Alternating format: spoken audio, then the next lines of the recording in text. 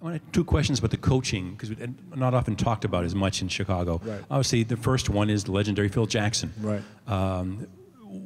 I'd love to know your impressions of what Phil brought to that very unique table. Right. And second, of course, the magic thing that happened in your life was the assistant coach who came in there turned out to be Tex Winter. Right. And they ran the triangle, and you were the perfect man to be in that circumstance. And the thing about it was Phil and Tex were Doug Collins' assistants. So Doug could have allowed us to run the triangle, but Doug is more hands-on. And he wants to make his calls and like, which is cool. But for the complement of players that we had, the triangle was a perfect storm. So Phil understood. To me, the thing that separates Phil from other coaches is that he realizes what his staff is capable of and what his players are capable of. Mm-hmm.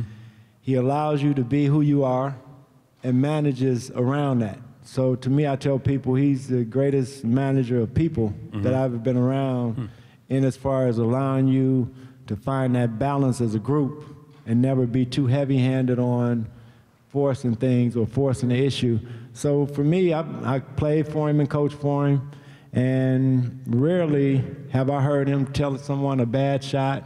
Rarely have I heard him tell someone you're not trying hard. Never ever heard him talk about somebody being soft, but he would always cover your back, especially in public for the most part, and that's appreciated as a player. And most times when that happens, you'll run through the wall for that coach, and that's what we were able to do. That I feel like when we won our first championship, it didn't matter who our coach was, because we had been through those wars with Detroit.